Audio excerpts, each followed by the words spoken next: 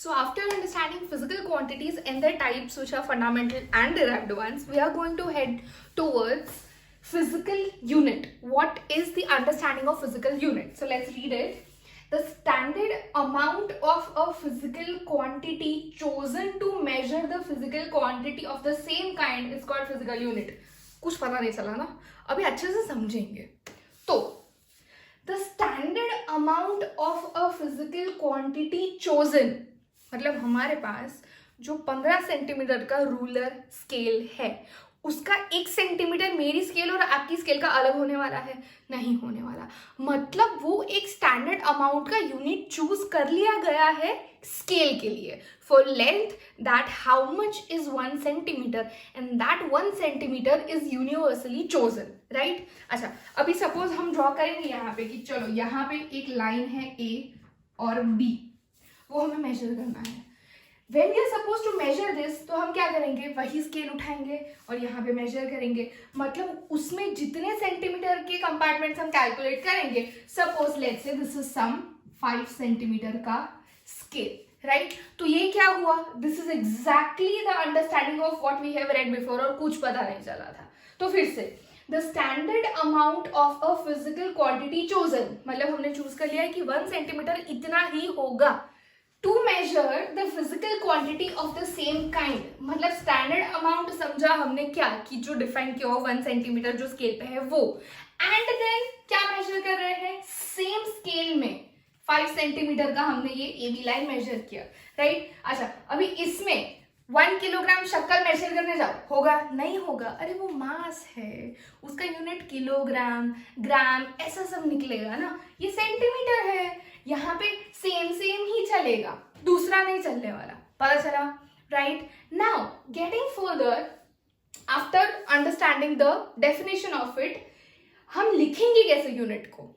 So measure of a physical quantity. Physical quantity ये क्या है? लाइन है, लेंथ है, उसको हमने मेजर किया कुछ नंबर और यूनिट में. तो क्या किया? मेजर किया. So measure of a physical quantity is equal to numerical value of the physical quantity, मतलब 5 into size of the unit. Size मतलब क्या?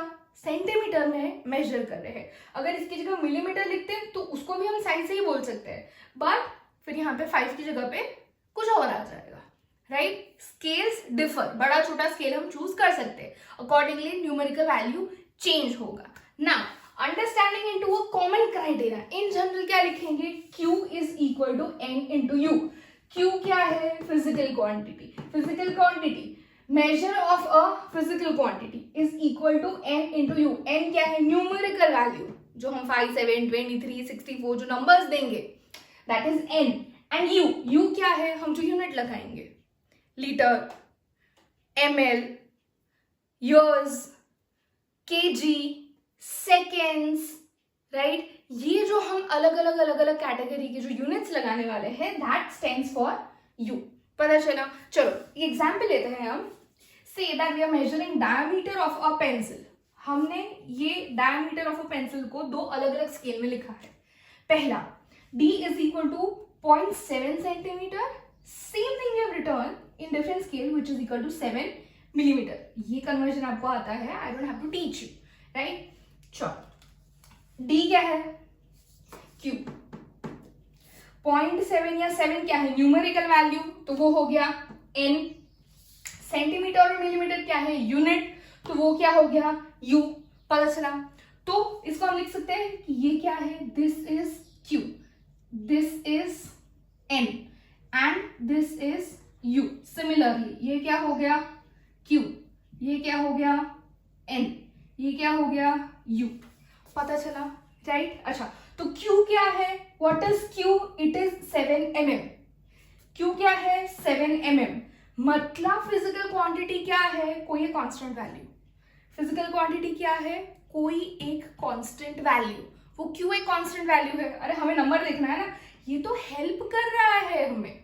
पता चला? This is unit.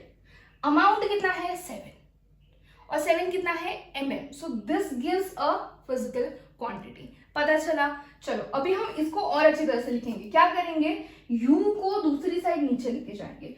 तो we can write down q into 1 by u is equal to n. पता चला, right? अच्छा, q क्या निकला था? q तो निकला था एक वैल्यू, राइट? तो हम बोल सकते हैं कि ये क्या है? It's a constant value. तो फिर हम कहाँ फोकस करेंगे? ये प्रोपोर्शनलिटी पे. हम ऐसा बोल सकते हैं that n is proportional to 1 by u. समझेंगे कैसे इसको? कैसे समझेंगे?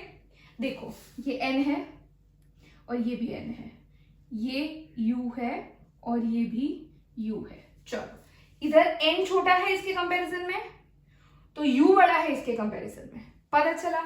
मतलब जैसे जैसे n बढ़ेगा उसके कंपैरिजन में u छोटू होता जाएगा. सेकेंडली, जैसे जैसे n छोटू होता जाएगा वैसे वैसे u बढ़ता जाएगा. मतलब अगर ये डेसिमल में है तो बड़ा है सेंटीमीटर, और अगर ये न्यूमेरिकल वैल्यू 7 है तो ये छोटा स्केल है मिलीमीटर. पता चला? So this is how we can justify that numerical value is inversely proportional to unit. Clear everyone?